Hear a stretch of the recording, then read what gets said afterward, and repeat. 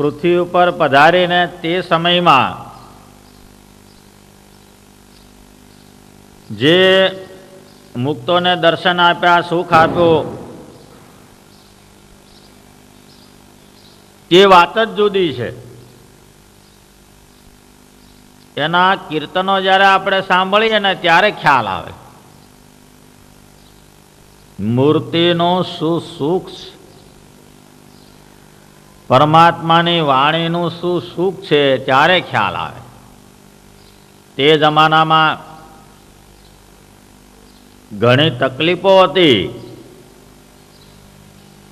પણ ભગવાનના ખરા ભક્તોને મુક્તો શારીરિક તકલીફને તકલીફ નથી માનતા. એને દેહના ધર્મ માને. દેહના ધર્મ દેહ ભોગવે એવું માને છે. એ રીતે વર્તતા હોય એ કોઈ રોગને, કોઈ દુઃખને અને બહુધા ભગવાનના સ્વરૂપને ધારી રહેલા આત્માઓ એની પાસે દુઃખો ઓછા આવે. એ જાણે છે કે અહીં આપણું નહીં ચાલે, સમજી ના આવે, વિચારી ના આવે. કારણ એમની સાથે ભગવાન છે. ભગવાન છે એટલે બધું છે. પરમાત્માને મેળવવાને માટે તમામ સંપ્રદાયના પ્રયાસો છે. મૂળ સ્થિતિ શું છે, મૂળ શું છે, મૂળમાં શું છે, એ જાણવાને માટે ખૂબ ખૂબ લોકોએ કોશિશ કરી છે. મહાન પુરુષોએ તપ કર્યા, આરાધનાઓ કરી, સિદ્ધિઓ મેળવી, ધ્યાન લગાયા, યોગ લગાયા, ઘણું બધું.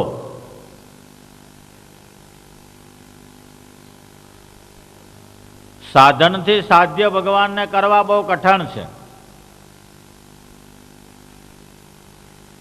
સાધન સાધ્ય કોને કહેવાય?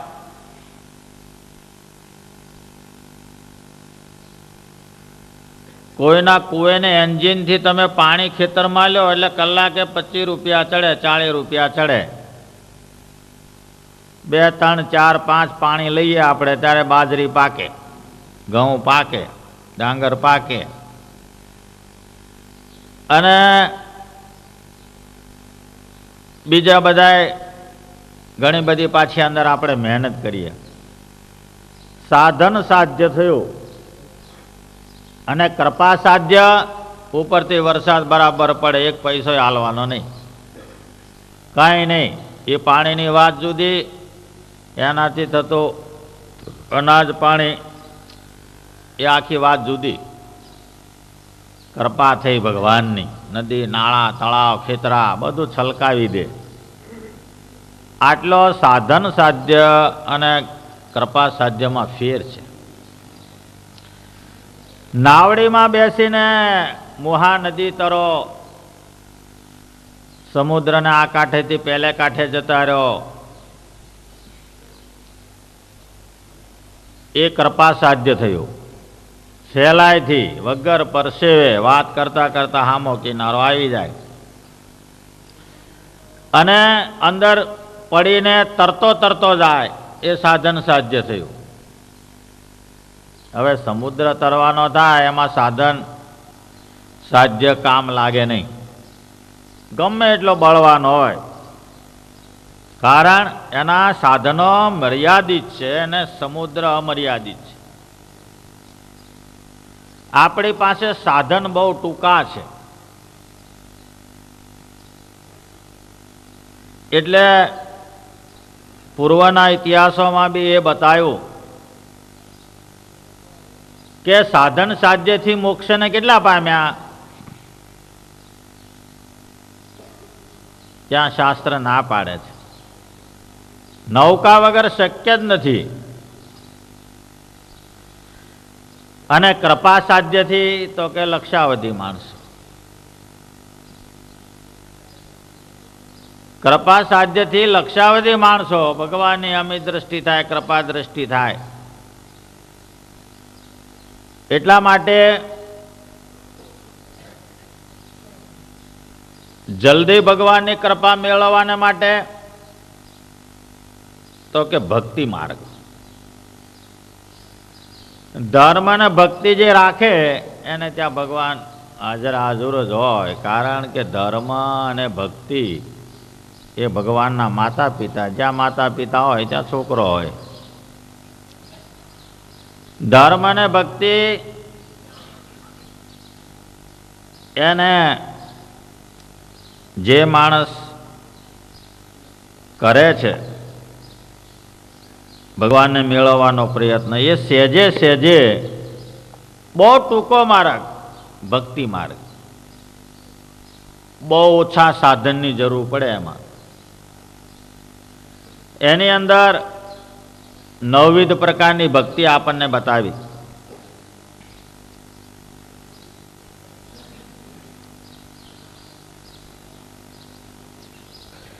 શ્રી વિષ્ણુ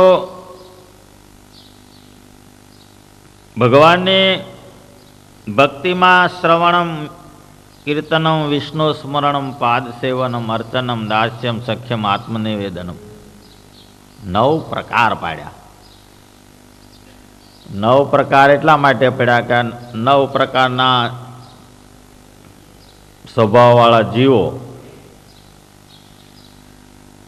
9 પ્રકારની કેપેસિટી વાળા જીવો, એટલે આ બધા માર્ગ પાડવા પડે જીવને અનુલક્ષીને. ભણ્યો પડે કશો ના હોય, પણ કેટલાક કીર્તનિયા હોય, કીર્તનો બોલ્યા જ કરે, આવડે, પુષ્કળ કીર્તનો આવડે, એક પછી એક, એક પછી એક, એક પછી એક. ત્યારે કે છે શ્રવણમાં તો કે પરીક્ષિત રાજા, આપણે ભાગવત સાંભળી ગયા, શ્રવણ ભક્તિથી પરીક્ષિતનો મોક્ષ થયો. શ્રી વિષ્ણુ શ્રવણે પરીક્ષિત ભવ વૈયાસકે કીર્તને. કીર્તન ભક્તિમાં ઘણા બધા ભક્તો ભગવાનના ધામને પામે. એક એક લાઈનની અંદર દાસત્વ ભક્તિમાં હનુમાનજી પામ્યા આર પાર.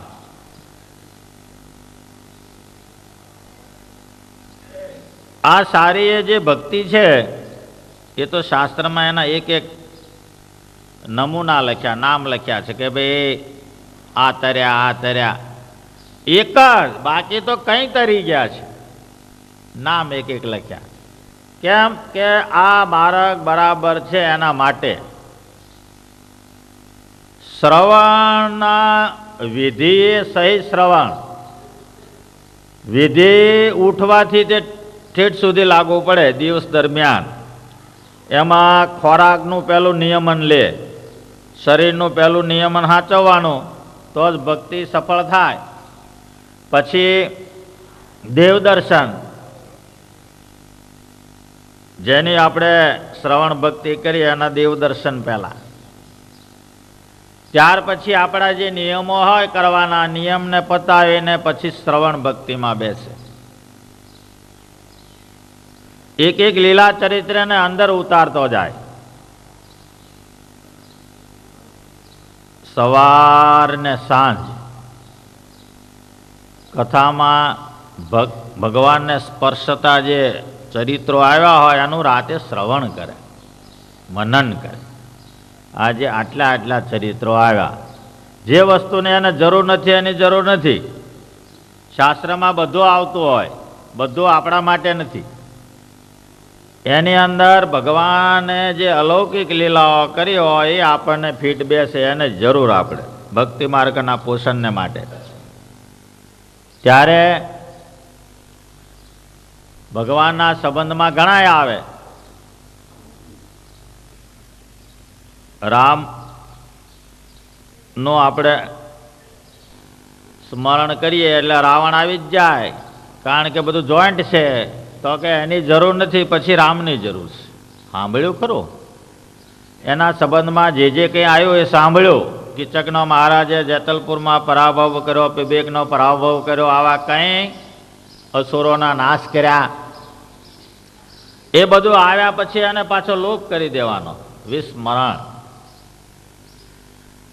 ભગવાને વ્રતપુરીની અંદર, ગઢપુરની અંદર, કારિયાણીની અંદર, સાળંગપુરમાં, જુનાગઢમાં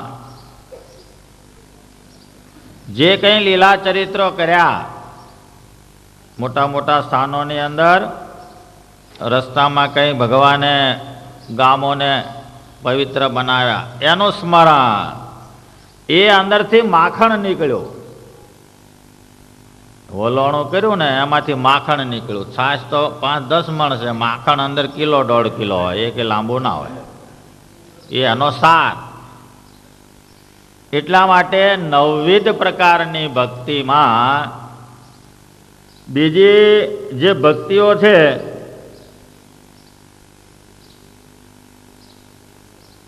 એ શ્રવણ ભક્તિથી ખુલે. પહેલું તો સાંભળવું પડે, જાણવું પડે. કીર્તન હોય તો કોઈની પાસે બેસાડવા પડે. એક દાસત્વ ભક્તિ કેવી રીતે કરવી, આત્મનિવેદી ભક્ત આપણે કેવી રીતે થવું, તો પેલું શ્રવણ કરવું પડે, શાસ્ત્ર શ્રવણ.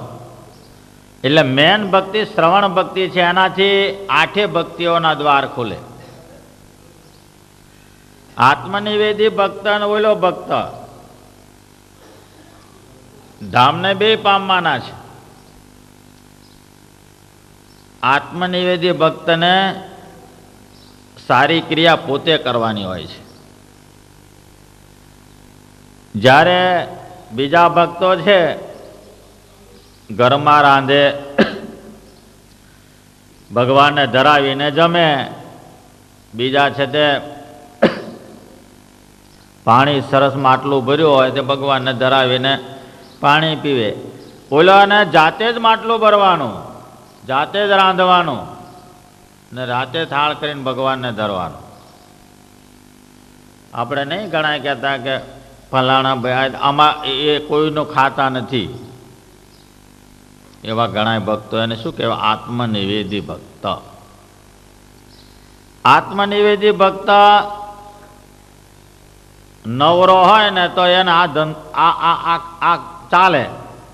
હાવ નવરો હોય એટલે એને મેં કર્યા કરે, આંધળો ગાય કા દળે. તો કે ના, એમ નહીં. એ તો અંબરીશ રાજા તો જબરજસ્ત ચક્રવર્તી રાજા હતા, તોય આત્મનિવેદી રહ્યા. એમ એવું નહીં માનતા કે ભાઈ આત્મનિવેદી નવરો છે તો એમ લોટ બાંધે ને કૂટ્યા કરે એનું. એવું નહીં. અંબરીશ રાજા જેવા આ ભક્ત રાજ ચલાવીને આત્મનિવેદી સિદ્ધ થયા. કેવા? પરમ સિદ્ધ. પહેલો નંબર. આત્મનિવેદીની અંદર કઈ ભક્તો હશે, પણ અંબરીશ રાજા તો ગ્રસ્તાશ્રમી હતા, છતાં એનો પહેલો નંબર લખ્યો. મહારાજને લખવું પડ્યું શિક્ષાપત્રીમાં. અંબરીશ રાજાની જેમ આત્મનિવેદી ભક્તો એ અમારા ભક્તો એ રહેવું. ભગવાન યોગીના આપે મનસાગમ્ય. શાસ્ત્રની અંદર લખ્યું યોગી પુરુષો મનની ધારણાથી ભગવાનની ઝાંખી કરી શકતા નથી. મન એનાથી મનથી નથી પકડી શકાતા. વિદ્યમાનની વાત જુદી છે. એટલો ચંચળ મન, એટલો સ્પીડવાળું મન. મન છોડો તમે તોય મન પહોંચી શકતું નથી. મનથી પકડી શકાતા નથી. એ ભગવાન અંબરીશ રાજા દળવા બેસે ત્યારે પંખો લઈને પવન નાખે. અંબરીશ રાજાને કંઈ બી મુશ્કેલી આવે એટલે સુદર્શન ચક્ર અંબરીશ રાજા પાસે મૂક્યું. કેટલી બધી ભગવાન એની ભક્તિને વશ છે. એવી સિદ્ધ ભક્તિઓ શાસ્ત્રમાં લખી. જ્ઞાનીનો માર્ગ, ધ્યાનીનો માર્ગ, પ્રવૃત્તિશીલ આત્માનો માર્ગ, નિવૃત્તિશીલ આત્માના માર્ગ, બધા પહોંચે છે ભગવાનને ત્યાં. કેટલાક બહુ વાયા થઈને જતા હોય, કેટલાક એકદમ ટૂંકા હોય. જેમ આપણે ભક્તિ માર્ગ, ભગવાનના ધામમાં જવાના બે માર્ગ, એની અંદર બે મુક્તિ, સદ્યો મુક્તિ અને ક્રમ મુક્તિ. તમે કહો ભાઈ ડાયરેક્ટ ભગવાનના ધામમાં જવું છે એટલે સદ્યો મુક્તિ. તમે એમ કહો ભગવાનને કે બધું આપને લીલા જોતા જોતા જવું છે એટલે પહેલો વિમાન યમપુરીમાં ચલાવો એના ઉપરથી, પછી સ્વર્ગ ઉપર ચલાવો, પછી ફલાણેથી આમ બધું જોતા જોતા જવું છે. એને કર્મ મુક્તિ કહેવાય, લાંબો રૂટ વાયા. એટલે નવવિધ પ્રકારની ભક્તિમાં ધર્મ, જ્ઞાન, વૈરાગ્ય ને મહાત્મ, આનું મૌન તો જોઈએ જ. આ સિવાય ચાલે નહીં, નહીં તો રોટલો રબર જેવો થાય, એમાં કઈ હવાજ ના આવે. આખી રાત થૂલું ખાંડીએ તો એમાંથી ચોખા ના નીકળે ને ભાત ના થાય, ફોતરા ખાંડીએ. આ ત્રણ વસ્તુ તો પહેલી જોઈએ, એના શણગાર છે. એની સિદ્ધિનો આ મુખ્ય દ્વાર છે. જ્ઞાન, આ ભક્તિના ચોથા પ્રકરણના અંતમાં આ નવવિધ પ્રકારથી ઈશ્વર ભક્તિની મહારાજે સરસ વ્યાખ્યા આપી. નવવિધ પ્રકારથી ઈશ્વર ભક્તિ થાય, કેટલાય રસ્તા બતાવ્યા, કેટલા વિધિઓ બતાવ્યા, વિલોમ પ્રતિલોમ જાતિના, પુરુષોના દીક્ષા વિધિઓના પ્રકારો જાત જાતનું મહારાજે બતાવ્યું. યોગ માર્ગ મહારાજે બતાવ્યો. આ બ્રહ્માંડની રચના જ્ઞાન માર્ગની અંદર કેટલી મોટી રચના ભગવાનની, એનું વારે વારે વિશ્લેષણ કર્યું. દેહની અંદર કેટલું બધું રચનાઓ ગોઠવાયેલી છે. એની કારણ કે પિંડે શું બ્રહ્માંડે શું, જે પિંડમાં છે બ્રહ્માંડમાં છે. બ્રહ્માંડમાં મહત ને પિંડમાં અલ્પ. બહુ મોટું કારખાનું હોય પણ એનું બટન નાનું હોય, એવી રીતે આ શરીરની અંદર સૂક્ષ્મ રૂપે બધું ગોઠવાયું, એની હારે કનેક્શન વાળું. એમાં એક બી તાર તૂટે એટલે એ લાઈન બંધ, એક બી તાર તૂટે એટલે એ લાઈન બંધ. એવી રીતે સ્વધર્મ, જ્ઞાન ને વૈરાગ, જગતમાં ઘણા બધા ઉથલ પાથલો થતી હોય ને ત્યારે ઘણાને વૈરાગ ચડી જતા હોય છે. મુસીબતમાં આવે ત્યારે બી વૈરાગ ચડે. એ બધા વૈરાગો ભગવાનના માર્ગમાં કામ નથી આપતા. સમજણપૂર્વકનો જે વૈરાગ છે એ ઠેઠ સુધી નભે જાય, સફળ થાય. એવા કઈ ભક્તો સત્સંગની અંદર હતા. એ એની રીતે જીવે, એ બીજા કોઈની નિંદા ના કરે. ગોપાળાન સ્વામી વડોદરા બિરાજમાન હતા, નિષ્કુળાન સ્વામી ગયા એટલે નીચે બધો ઓલો ભક્તજનો મેવા, મીઠાઈ ને પેંડા ને બરફી ને બધું ભેટ લાવે. એટલે સ્વામી કે નિષ્કુળાન સ્વામી આવ્યા છે એટલે પગે લાગ્યા હો એમને આપો. એટલે નિષ્કુળાન સ્વામી જોડી ઝંડો લઈને નીચે આવ્યા, તૈયાર થઈ નીચે આવ્યા. સ્વામી કે કેમ હજુ તો હમણાં આવ્યા ને? તો કે મોટી મોટી તોપો તમે ગોઠવી દીધી એટલે હું તો ઉડી જાઉં ને. મેવા ને મીઠાઈ ને પેંડા ને બરફી ને આ તો ચાલતું છે.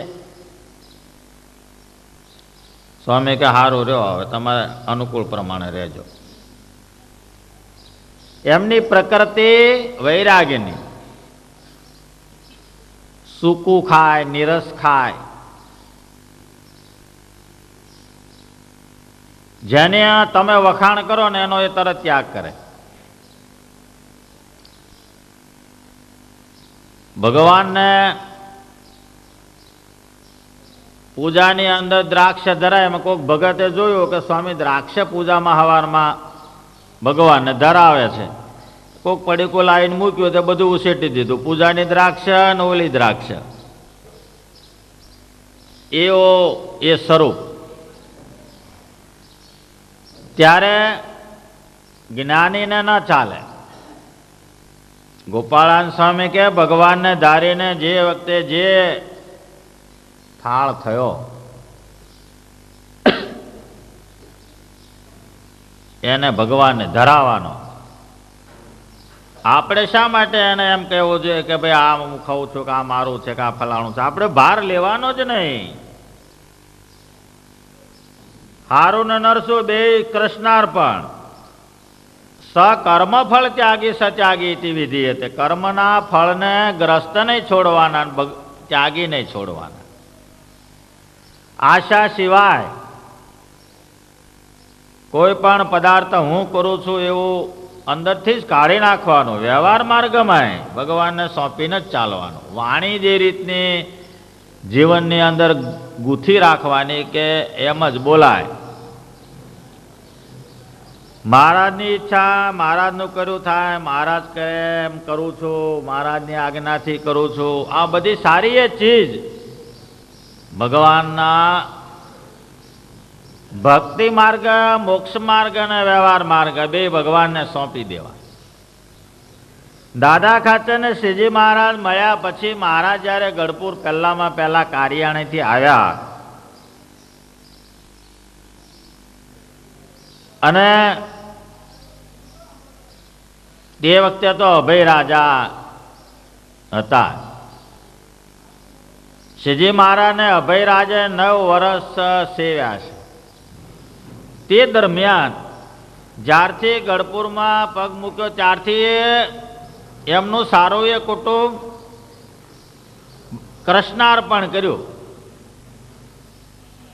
એટલે ક્યારેય પણ પછી એમણે વ્યવહારમાં ક્યારેય ચિત્ત આપ્યું નથી અને ભગવાનને રાજી કરીને કંઈ માગ્યું નથી. ભગવાન તો દરરોજ કહેતા કંઈ જોઈએ છે માગો, કારણ કે પ્રસન્ન પ્રસન્ન ને પ્રસન્ન જ એમની ભક્તિથી. દાદા ખાચરને કોઈ પદાર્થની ઈચ્છા નહીં, સારા પરિવાર. દાદા ખાચરના ફરીથી લગ્ન લોકના મેણાથી મહારાજને અતિશય પ્રાર્થના કરી લોકોએ. દાદા ખાચરને પુત્ર નહીં, જ્યાં અક્ષરાધિપતિ ભગવાન રહે છે એમને ઘેર મેણા પૂરતું બી કાર્ય કરવાને માટે મહારાજે અતિ સમજાવ્યા, સંતોએ અતિ સમજાવ્યા, ત્યારે ફરીથી એમણે લગ્નની આ પાડી. કઈ નહીં, એનું નામ ભક્ત. આપણે બધા અડધા દુખિયાન અડધા સુખિયાન. આપણે અંદર ઘડીક સતયુગ વર્તતો હોય તો ઓલી ઘડીકમાં ત્રેતાયુગ ચાલુ થઈ જાય, ઓલી કલાક પછી કળયુગ ચાલુ થઈ જાય. એવા ફેરફાર યુગના આપણા હૃદયની અંદર થતા હોય છે, વિચારોમાં. કેમ? શ્રીજી મહારાજને મૂકીને એના અનુસંધાન વગર ઘણું બધું આપણે કરતા હોઈએ છીએ. એટલે ઓલા યુગો તરત જ ચાલુ થઈ જાય. 12 કળયુગ છે છતાં તમે સતયુગનો સદાય અનુભવ કરી શકો એવું સ્વામિનારાયણે પાવર વાપર્યો છે આ સત્સંગમાં. 12 ગમે એટલું ભડકે બળતું હોય પણ એનાથી તમે દજાવ નહીં, મૂંઝાવ નહીં કે તમને નુકસાન ના થાય. એવી રીતે સ્વામિનારાયણે આવરણ બાંધ્યું છે, પડ બાંધ્યું છે. એમાં રહેતા આવડવું જોઈએ. અને એના બળે જ આપણે સુખી છીએ. માલિકને ત્યાં એક કૂતરું બાંધ્યું હોય અને હામાં 100 કૂતર્યા આવે તો એવો એકલું છાતી કાઢીને એની હામું બાંધવા માટે કેમ તૈયાર થઈ ગયો? એ કૂતરાને ખબર નથી કે હામાં 100 છે અને મોટા મોટા છે, તો કે એને બધી ખબર છે, પણ એ જાણે છે મારા માલિક મારી પાસે ઊભા છે એટલે મારે વાંધો નથી. નહીં તો તરત જ પૂંછડી અંદર ગાલીને શરણાગતિ સ્વીકારી લેજો, નવરું એકલું હોય તો. એ જાણે છે આ તૂથી નાખશે મને, પણ એના માલિક પાસે ઊભા છે. એમ પુરુષોત્તમ નારાયણના ભક્તો સુખી આનંદમાં શાંતિથી કેમ છે? એના માલિક પુરુષોત્તમ નારાયણ છે. એટલે કાળ કર્મ માયા બધા જાણે છે, કાંઈ કંઈ ટાળો કર્યા જેવો નથી, બધા જાણે છે.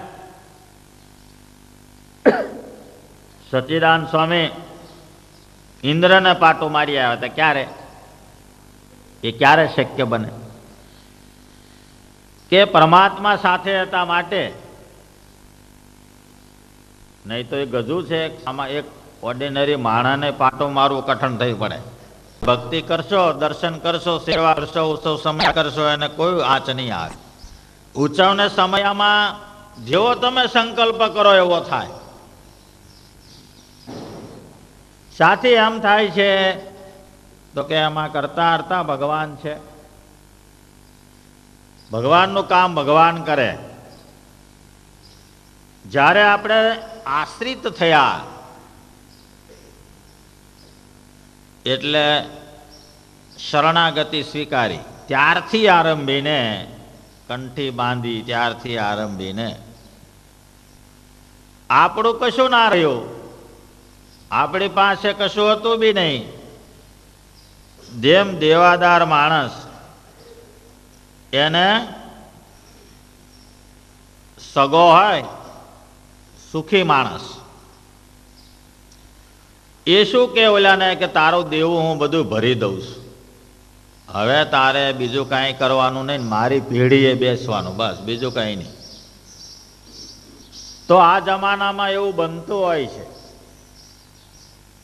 એમ જ્યારે આપણે આશ્રિત થયા ત્યારે કર્મમાં શુભાશુભ કર્મનો એક મોટો હિમાલય જેવો જે પહાડ ભોગવવાનો અનામત આપણો બાકી, એ સંતના કહેવાથી ભગવત ચરણે આપણે મૂક્યો. કંઠી બાંધી ત્યારે અનેક જન્મના પાપ સહજાનંદ સ્વામીને ચરણે સંતના કહેવાથી સ્વામિનારાયણે માફ કર્યા.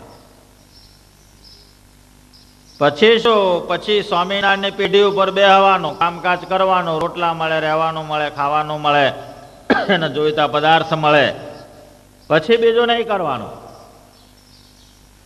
તો એનું જીવન ઉત્કૃષ્ટ બને, એમાં બે મત નથી. કારણ કે આટલું બધું કોણ લે?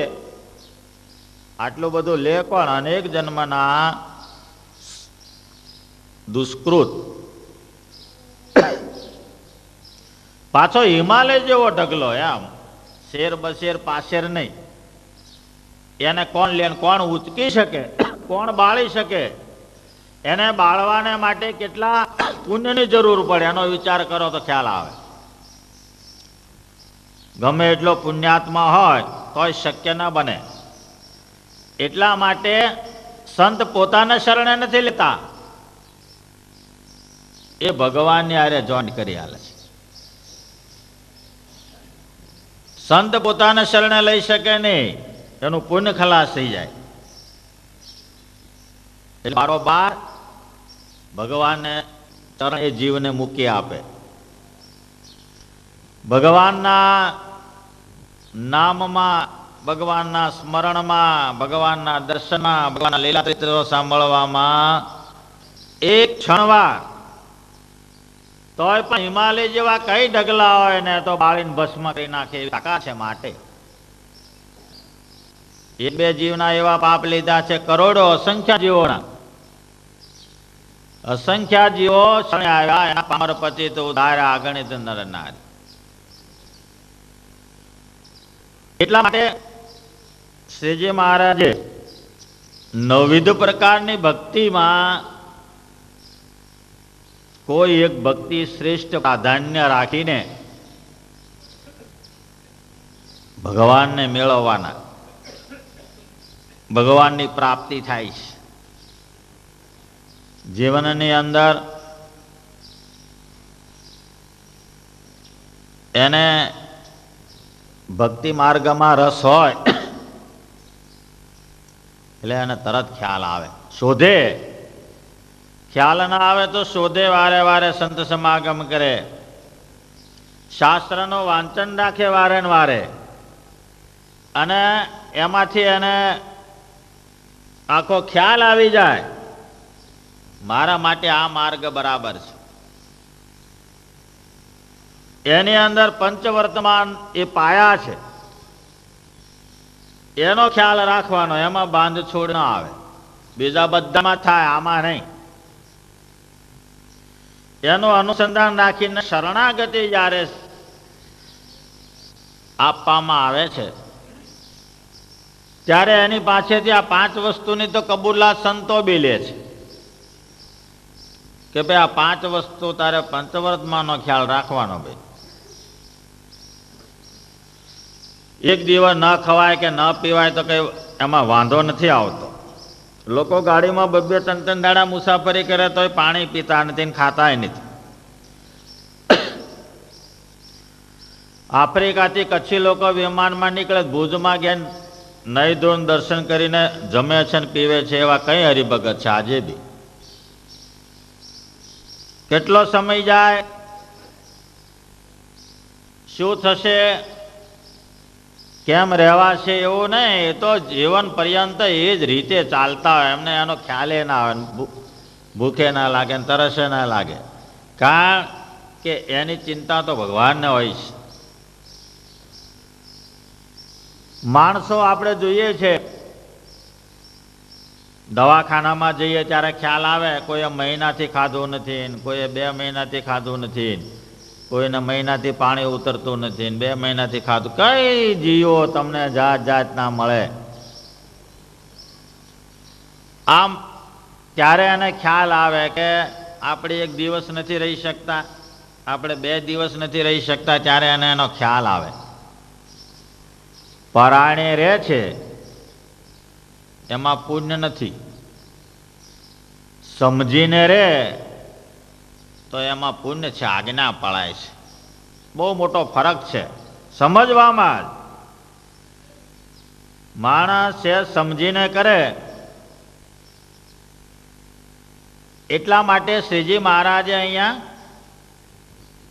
9 પ્રકારની ભક્તિની અંદર ઈશ્વર પ્રાપ્તિની વ્યાખ્યા કરી છે.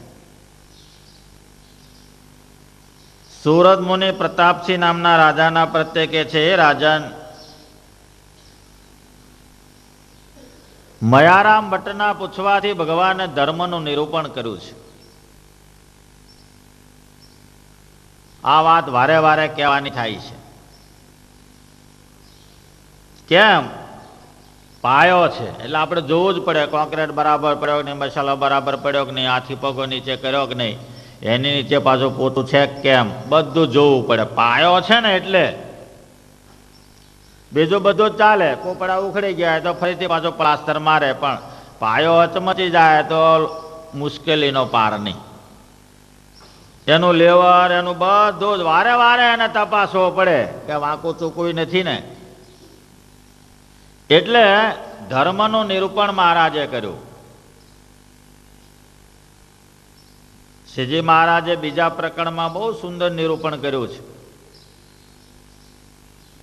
ભક્તિ માતાને હરિગીતા કહી ત્યારે નારાયણ ગીતાની અંદર પણ ટૂંકમાં બહુ સુંદર, શિક્ષાપત્રીની અંદર પણ ટૂંકમાં 82માં રચના કરી ત્યારે એની અંદર ટૂંકમાં ધર્મનું નિરૂપણ બતાવ્યું.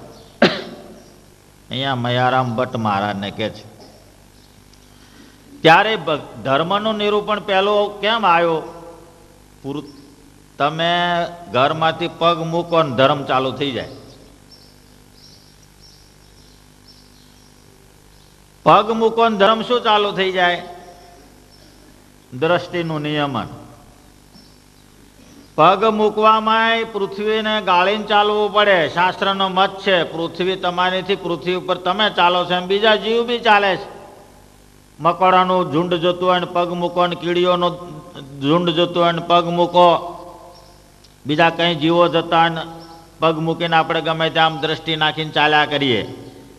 કૂતરું બેઠો હોય એની પૂંછડી ઉપર પગ મૂકો, લેવા દેવા વગર એમ. પણ તમે એને ગાળીને ચાલો, જોઈને ચાલો. બે આંખો આપી છે, તમે જીવ છો એવા એ જીવ છે. વ્યાસજીએ મહાભારતમાં કીડાનું દ્રષ્ટાંત લખ્યું છે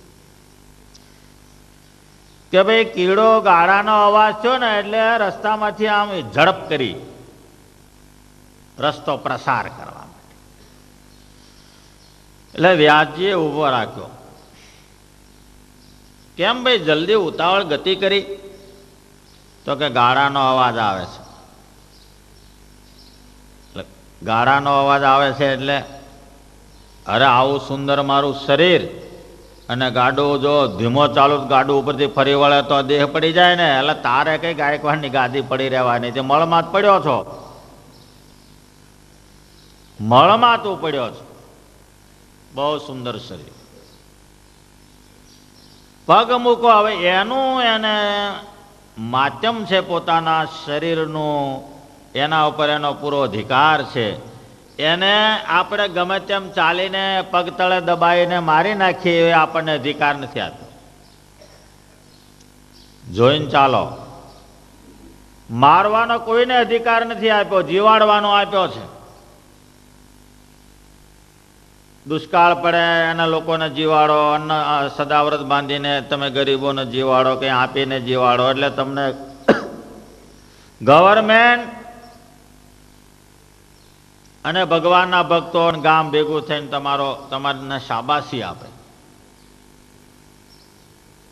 ફલાણા ભાઈએ કટોકટીમાં પ્રજાને ખૂબ સહાયતારૂપ થયા, દાન કર્યા, એનો અધિકાર આપ્યો. પણ તમે કોઈનું લઈ લો જી એટલે તરત જ પોલીસ ફરી વળે. જો લઈ લેવાનો અધિકાર નથી આપ્યો, આપવાનો આપ્યો. એમ તમે કોઈને મારો જી એટલે તરત જ તમારા ઉપર કેસ દાખલ થઈ જાય. અને જીવાડો તમે કોઈ બી જીવને એટલે તમને શાબાશી આપે. આટલા જીવને બચાયા, આટલા જીવને આ રીતે આ ભાઈએ અકસ્માતથી અંદર પોતાના જાનના જોખમે એને જીવતા રાખ્યા, એવું એને બિરુદ આપે. સારા માણસો સાંભળે એટલે એને આશીષ આપે. બહુ માણસ ભલો કહેવાય, જાનના જોખમે સામા માણસને બચાવ્યા. આ બચાવવાનો અધિકાર આપ્યો સંપૂર્ણ. કોઈને મારવાના કીડી જેવા પ્રાણીને અધિકાર નથી આપ્યો. એટલે તમે ઘરમાંથી પગ મૂકો બહાર અને ધર્મ ચાલુ થઈ જાય.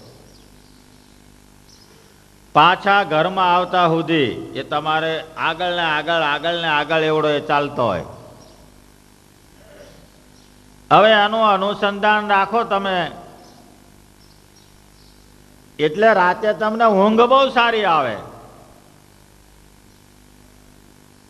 કોઈનું લઈ લીધું હોય ને કોઈને માર્યો હોય, હાથ ઠેકાણે ઉછીના લઈ આવ્યો હોય ને આપતો ન હોય, પછી તમે પૂજામાં બેહો ને ઓલાના જોડા ખખડે એટલે તમને એમ થાય કોક આવ્યો માગનારો. પૂજાની માળા ચાલુ હોય પણ ઓલાને જવાબ આપવાનો ગોખી રાખે ચાલુ પૂજામાં. કારણ કે એને ઓલાને લેવા આવનારને ખબર કે આવડો હવારમાં પકડાશે કા રાતે 10 પછી આખો દાડો નહીં પકડાય. એટલે બાણો જ્યારથી ખખડાયો ત્યારથી એને ખબર પડી ગઈ. એટલે પૂજાની રીતે ચાલુ રહી. એની અંદર આ વચ્ચે આવ્યો વ્યવધાન, વિઘ્ન. એ કેમ આવ્યો? ધર્મને આગળ કરીને ચાલ્યો નહીં. શા માટે 10 ઠેકાણે ઉછીના લેવા પડે? પાંચમે અથવા છઠ્ઠે દિવસે ડૂડીની ભાજી ઘેર બેઠા ખાવાની મળે તો કોઈનું કરજ ન કરવું એમ શાસ્ત્રનો મત છે. શંખલેખી સ્મૃતિ વાંચો, પરાશર સ્મૃતિ વાંચો, મનુસ્મૃતિ વાંચો તો તમને ખબર પડે. એકાંગુલામ અપી ધરામ પરકિયામ હે આહારે તેન પાપેન પુરુષો રૌરવમ નરકમ વ્રજે. એક આંગળ પણ અને તેની કોઈની જો જમીન તમે દબાવશો તો તે પાપ વડે કરીને રૌરવ નામના નરકમાં પડશો એમ મનુસ્મૃતિ બોલે છે. એક આંગળ, વીઘાની વાત નથી, હાથની વાત નથી, 10 હાથની વાત નહીં, એક આંગળ જ. મારામારી અને તોફાન શેના છે? જગતની અંદર બહુધા જમીનોના. અહીંથી થોડીઓ અહીં ગાલે, અહીંથી થોડીઓ અહીં ગાલે, એમાં કઈ આખી ટ્રક બંધ પાકવાનું નથી, પણ પ્રકૃતિ નડે છે. એક આંગળ જમીન અનિતિની દબાવવાનો, આ બાજુ કદાચ દબાવે માણસ પ્રકૃતિને વશ થઈને તો ધર્મનો લોભ, અને આ બાજુ પાછું 4 હાથ 8 હાથ સુકાઈ જાય, પાકે નહીં ગઈ. અને આ જીવની પ્રકૃતિ એવી છે કે કર્યા વગર રહેતો નથી. એટલે આ ભગત થયા જાણીએ છે ભગવાન આપણા ઉપર રાજી છે, સુખી છે, પછી આપણો આત્મા એમ કે છે કે ભાઈ આ બરાબર નથી. કારણ કે અંતરાત્મા જે છે ને, સાક્ષી ભૂતે રહેલા, એ તમને પહેલા ચેતવે. ચોર લોકો રાતે કેમ 12 વાગે ઉઠે છે, અને ઓલા ઘરવાળા સૂતા હોય અને છાનામાના ચોરી કરી જાય? કેમ કહીને આવતા નથી? કેમ બપોરે આવતા નથી? એ જાણે છે કે આ ખોટું કામ છે. એ એક વખત એને ચેત્યો આત્માને, છતાંય ઉપરવટ જઈને લોભે લાલચે કે કોઈ બી પ્રકારે એ ગતિ કરે છે. બાકી પહેલા એને ચેતવી દીધો કે આ ખોટું થાય છે, એને કંઈ પૂછવા જવાની જરૂર નથી, એને તરત ખબર પડે. એક નાનું વાછડું જો તાપે ઊભો હોય, ધીમે ધીમે છાંયે જતું રહે, ખબર છે અહીં દુઃખ છે નહીં સુખ છે. ન્યાયાન્યાયના વિચારને માટે, સત્યાસત્યની તોલનાને માટે ભગવાને એને બુદ્ધિ આપી છે. એ નિર્ણય કરી શકે, પણ એના ઉપરવટ જઈને જ્યારે જીવ કામ કરે છે ત્યારે દુઃખી થાય છે. ભક્તિ માર્ગમાં ચાલતો ભગવાનનો ભક્ત, ભગવાનને મેળવવાને માટે, પ્રસન્નતાને માટે ચાલતો ભગવાનનો ભક્ત, એણે ધર્મનો પહેલો ખ્યાલ રાખવાનો. કોઈનું લઈને કોઈ સુખી થયો નથી. તમે જુઓ કે આટલા બધા ખિસ્સા કપાય, આટલા બધા લૂંટફાટ થાય, એ બધા એના ઘર ઉપર ક્યાંય સોનાના નળિયા જોયા? એ તો આપણે 4, 6, 8 મહિને 12 મહિને સાંભળીએ તો કે છે જેલમાં ગયા, ભાઈ પકડાઈ ગયા, એમ. એમાં કશું ના, એમાં કાંઈ નહીં, કેવળ દુઃખ સિવાય. એટલા માટે મયારામ ભટ્ટના પૂછવાથી શ્રીજી મહારાજ સારું એ ધર્મનું નિરૂપણ કર્યું. શ્રીજી મહારાજે ત્યાર પછી બ્રહ્મચારીના ધર્મ, ઉપનયન વિધિ, દંડવિધિ, સ્નાન, સંધ્યા, ગાયત્રી, આ જે કંઈ બ્રહ્મચારીના ધર્મની અંદર આવે છે એના ટૂંકમાં મહારાજે એના બધા વિશ્લેષણ કર્યા છે. બ્રહ્મચારીએ, કારણ કે આ વિશેષ ધર્મમાં આવે. ઉપનયન તો આમે ત્રણેયને કાયદો છે. બ્રાહ્મણ, ક્ષત્રિય ને વૈશ્ય એ દ્વિજમાં ગણાય. દ્વે જન્મે તે અસ્ય અતિ દ્વિજમ.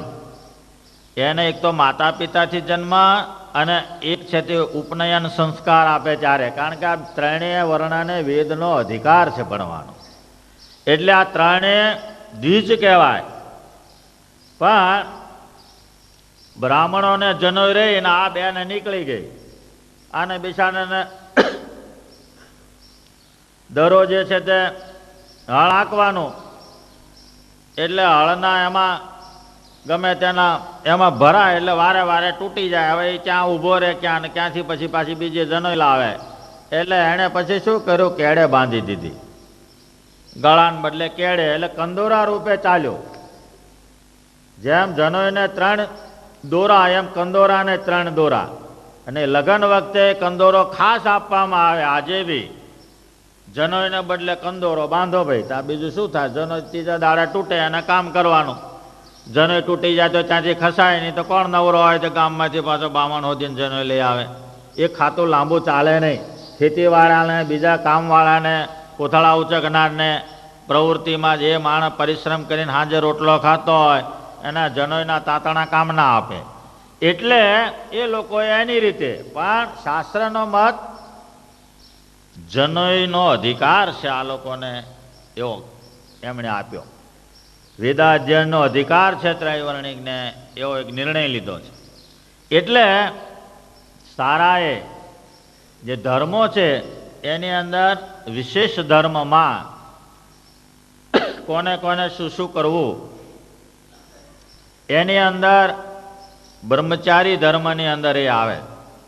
આ સારાએ બ્રાહ્મણ હોય એને ગાયત્રી જપ કરવો પડે. જેમ મહારાજ કહ્યું, બ્રાહ્મણ હોય એને ત્રિપુંડક, આડું ત્રિપુંડક મહાદેવનું કરવાનું. એવું જેમ કહ્યું, અમુક અમુક ક્રિયાઓ ફરજિયાત છે, અમુક ક્રિયાઓ મરજિયાત છે કરવું. તિલક ચાંદલો કરે, ભગવાનનો આશ્રિત થયો હોય ત્યારે ગાય જે આડું મહાદેવજીનું જે ત્રિપુંડક કરવાનું, એ મહારાજે કારણવશાત આજ્ઞા કરી. કરવું જ પડે એવું નહીં. કેમ, એ જમાનામાં નાત જાતની બહુ મુશ્કેલીઓ હતી, બહુ માથાકૂટ હતી, રાગ દ્વેષ બી એટલા, પરિસ્થિતિ બી એટલી. એટલે એ ભગવાનનો ભગત થયો હોય ને ત્રિપુંડક ને મહાદેવજીનો કરે તો એમાં મહારાજ કે કોઈ વાંધો નહીં. એની ઉપર તિલક ચાંદલો કરે બે બાજુ, કારણ કે આપણે ભગવાનના અંતે તો ભગત છે ને એમ. પણ જોવાનું શું છે કે ભગવાનની ભક્તિ ને ઉપાસના, એની અંદર શ્રીજી મહારાજે તે જમાનાને અનુલક્ષીને અમુક વસ્તુ ઉપર ગૌણતા રાખી છે, અમુક વસ્તુ ઉપર ભાર દીધો. એ વિધિ વાક્ય નથી. જેમ દ્વારકાધિક તીર્થ અમારા આશ્રિતો કરવા, એવું મહારાજે લખ્યું, કરવા જ પડે એમ નહીં. તમારે યથાશક્તિ હોય તો તીર્થાટનમાં જવું જ પડે એવું નહીં. ન ગઈ ગંગા ગોદાવરી કાશી, ઘેર બેઠા મળે અક્ષરવાસી. કદાચ કોઈ એમ નિર્ણય લે કે ભાઈ મારે બધા 8 દ્વારકા અહીં તીર્થો, તો પાપ લાગે છે, એનું કલ્યાણ ન થાય. આનંદાન સ્વામી અયોધ્યાથી નીકળ્યા દ્વારકાની યાત્રાએ. એ રામગલોલદાસ અયોધ્યાના મહંતના મુખ્ય શિષ્ય હતા. સોનાના દાગીના પહેરતા, સોનાના તોડા પહેરતા, પદમનું ચિહ્ન હાથમાં હતું. 200-250 વૈરાગીના ઝુંડના નાયક. સૌરાષ્ટ્રની અંદર આયા એટલે કોકે કહ્યું જીવન મુક્તા કા पंथ इधर एक चलता है. સ્વામિનારાયણ તે વખતે જીવન મુક્તા કહેતા લોકો. ચાલો ઉસકો ઉખેડ કે ફેંક દેવે, એમ કરીને ઝુંડ બધું ગઢડાયું. ભગવાન સ્વામિનારાયણના દર્શન કર્યા એટલે આનંદાન સ્વામીએ ત્યાં શરણાગતિ સ્વીકારી લીધી. મારે હવે 8 દ્વારકા નથી જવું, બસ મારે જે દ્વારકા દર્શન કરવા હતા અહીં દર્શન થઈ ગયા. એટલે જીવનની અંદર સાધારણ વાક્ય, કેટલાક વિધિ વાક્ય હોય, વિધિ વાક્ય હોય એને કરવા પડે. સાધારણ વાક્ય હોય એ શક્તિ મુજબ ચાલે. વિધિ વાક્યો એમાં બાંધછોડ ના આવે. આપતકાળના ધર્મો અલ્પ આપતકાળમાં ન ચાલે. ભગવાનનો ભગત હોય ને 8 દાડાના ઉપાસ્યા, એને એકાદશી આવીને પડે ને ઓલાને એમ વિચાર થાય કે આજે થોડુંક ખાઈએ દાળ ભાત, તો કે આ તો એકાદશી છે, પડ્યો રહે છાનો માનો, મોરિયો ખાવો ખા, મોરિયાથી તેનું પેટ ભૂલી જાય. ભાઈ હાલને અને રોટલો જે માગે તે દાળ ભાત. શ્રીજી મહારાજે ના પાડી છે અન્ન આપવાની, એને નથી પાડી ના. શાસ્ત્ર વાંચો. 8 દિવસના ઉપવાસને અંતે માંદગીમાંથી ઉઠો ને એને તે દાડે રુચિ થઈ તો એ આપવામાં ત્યાં વિધિ વાક્ય નથી, આપવામાં કોઈ દોષ નથી. એવું જાણવું પડે, સમજવું પડે. એક વાતને પકડાતી નથી. 3 પ્રકાર દરેકના હોય છે. ઉપવાસ કરો તો કે ઉપવાસ નથી થાય તો ફળાહાર કરો, ફળાહારે નથી થાય તો બીજા દાડામાં જે અનુકૂળ શરીરને પ્રમાણે કરીને ચાલો. એ ત્યાં ત્રીજું વાક્ય એવું આવે.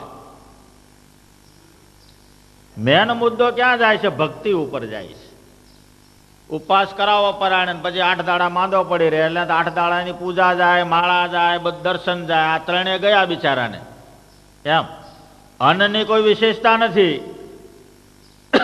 1 વખત ખાઓ કે 4 વખત ખાઓ તો એની અંદર ભક્તમાં ઊંચ નીચેના ભેદ નથી ઊભા થતા. કે 1 વખત ખાનારો શ્રેષ્ઠ અને 4 વખત ખાનારો નકામો, એવું શાસ્ત્ર નથી બતાવતું.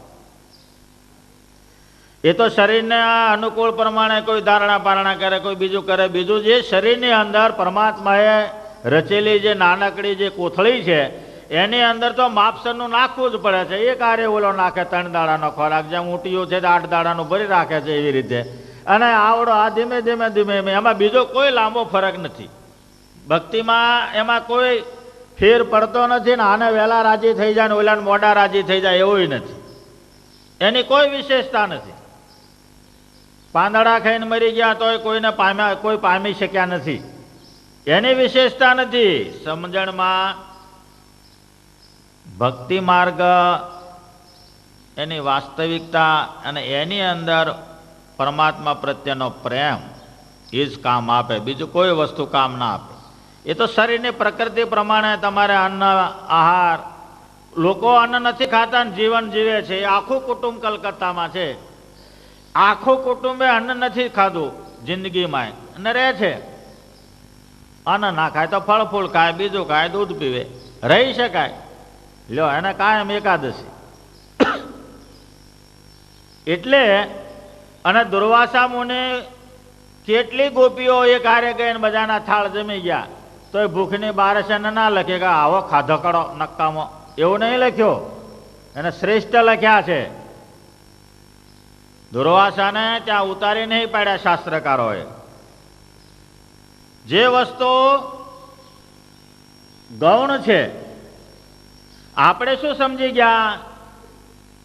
ન ખાય એ મોટા, ન માગે એ મોટા, હિમાલયમાંથી આવે એ મોટા અને જુનાગઢના ગિરનારમાંથી આવે એ મોટા. આટલું આપણે જાણીએ કાયમને માટે. ક્યાંથી આગળ ગિરનાર से आता हो એટલે તમને એમ જાણો ઓહો આ તો જબરા જોગી જશે ને તારે. કઈ હિમાલય से आता हो તો કે ઓહો આ તો ઓલે એનાથી મોટા. આ આપણા મનની અંદર પહેલા આ રીતના ઝુંડો ફરતા, એટલે એક જેને શાસ્ત્રનું જ્ઞાન નથી, સંતનો યોગ નથી, એવા આત્માઓમાં ઘર કરી ગયું છે આ વાત. અને એને લઈને આજે બી કેટલાય માણસો છેતરાય છે, દુઃખી થાય છે, કેટલું થાય છે એની કઈ વાત નહીં. એના ઘરમાં ધાડ પડે છે, બધું જ થાય છે, છિન્ન ભિન્ન થઈ જાય છે એના ઘરો. સીધી જે વાત છે ભગવાનના ધામને પામવાને માટે એને જુદી જુદી રીતે આગુ પાછું કરીને જીવની અંદર ભેદ પાડે.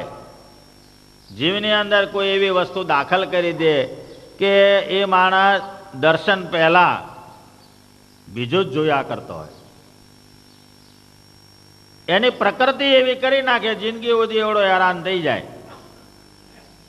એક વસ્તુ એવી દાખલ કરે અને મરતા સુધી પેલી ગાયો, હરેડી ગાયો ખેતરમાં લોકોને ચરીને ટાઈમે પાછી આવીને બેસી જાય. એની આરે એક હારી ગાય ગઈ કે મને લઈ જા ને. ઓલી ગાયો કે તારું કામ નહીં ભાઈ, હજુ તું ટ્રેનિંગ પામીને છે ને કંઈક ભસકાઈને કાં તો અમને ભટકાવરાઈશ. તોય પણ એ તો ગઈ હારે ના રે. આવડી આ ભાદરવાની ભેંસો જેવી લીલી છમ કાયમ 12 મહિના ફર્સ્ટ ક્લાસ શરીર વાળી રે ને ઓલી બિચારી હું કે કેટલા માલ મળતો હોય તો શું વાંધો છે. ઓલી એટલી બધી ચકોર ખાતી જાય ને જોતી જાય ને ચારે બાજુ સહેજ અવાજ આવે એટલે વાડ ઠેકીને રવાના. આવડ્યા ઊંધું ગાલીને ખાવામાં જ રહે એટલે ઓલો માલિકે પકડી બહુ દાડે હાથમાં આવી. હાથમાં જેને પકડવી તે જતી રહી અને આ ટ્રેનિંગ વગરની હાથમાં આવી ડબ્બામાં પૂરી. એનો માલિક આવીને પૈસા આપીને છોડાવી ગયો. એણે વિચાર કર્યો ગાય બગડી આપણી, ગમે તેના સંગથી ગાય બગડી, નહીં તો આપણી ગાય કોઈ દાડો કોઈના ખેતરમાં ચરવા જતી નથી. એક રાત્ર પ્રસંગે એના કાષ્ટ ઘંટા વિટંબણા કે ગળે મોટો ડેરો બાંધો. હવે આખી જિંદગી હલાવ્યા કરે, લાકડાનો મોટો ડેરો કહેવાય એને. એક રાત્રિ પ્રસંગ કર્યો હરેડી ગાયનો તો ગળામાં લાકડાનો ડેરો પડ્યો. તે આખી જિંદગી વેંડાળવાનો ઉભો થયો. એટલે શ્રીજી મહારાજે સીધા માર્ગ જે બતાવ્યા એને જ અનુસરવાનું. ફાલફૂટની ફાસફૂસ્યા બાબત સામું તો કોઈ દિવસ જોવું. કેટલાને એવી પ્રકૃતિ હોય. આ સભાની અંદર કથા સાંભળનારા કથા બી સાંભળતા હશે અને કેટલાક જોનારા હોય. કોની દ્રષ્ટિ કે બાજુ જાય છે એ પાછો યંત્ર લઈને બેઠો હોય. કોણ કેવી રીતે બેઠું છે, કોણ વાતો કરે છે એ અને એ જ ખાતું હોય. એમ કોણ ક્યાં જોવે છે એવા માણસો બી આ સભામાં હોય. હવે એને શું છે, ગમે તેને પકડાયું એટલે એને ભક્તિ તો ગઈ. એની સાથે દરરોજ ને દરરોજ કોઈ એવું બંધન ઊભું થાય કે એને તમે ગમે એટલી હીટ આપો ને તો એ પછી બળે નહીં. ધીમે ધીમે એ આત્મા શાપિત થતો જાય. એને કુદ્રષ્ટિ કહેવાય છે શાસ્ત્રના મતને અનુસાર. દિવ્ય સભામાં બેઠા પછી એને દિવ્યતાનો અનુભવ ન થયો ને કાગળ દ્રષ્ટિ ચાલુ રહી. અને કાગડો જ્યાં શરીરમાં ચાઠવો હોય ત્યાં જ બે, સારી જગ્યાએ ના બેસે. એટલે એ શાપિત આત્મા ધીમે ધીમે થયો. શાપિત આત્મા કોઈ કાલે કલ્યાણને પામતો નથી.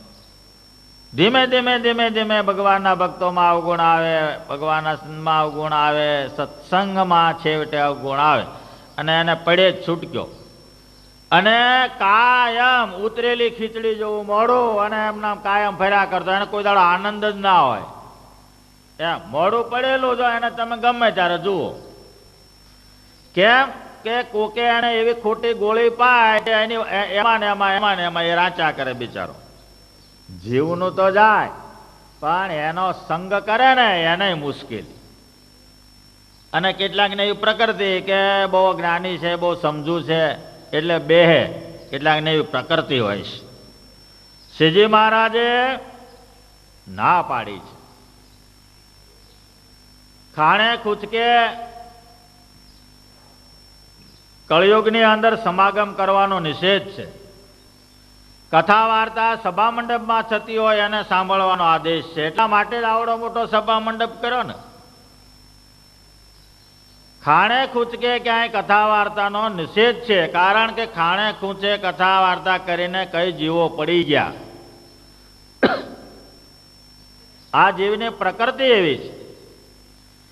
કંઈક મુશ્કેલી હોય તો જ ખાણે ખૂંચે બેહવાનો વારો આવે. નહીં તો સભા મંડપમાં, વિશાળ સભા મંડપમાં કથા વાર્તા કરવા વાંધો શો છે? પરમાત્માના જ ગુણ જેને ગાવાના છે એને ખૂણા ખાચરા શોધવાની જરૂર નથી. અને આ તો તરવાર બનાવનારે તરવાર બનાવી, હવે એ તરવારને ચલાવનારા ઉપર આધાર છે.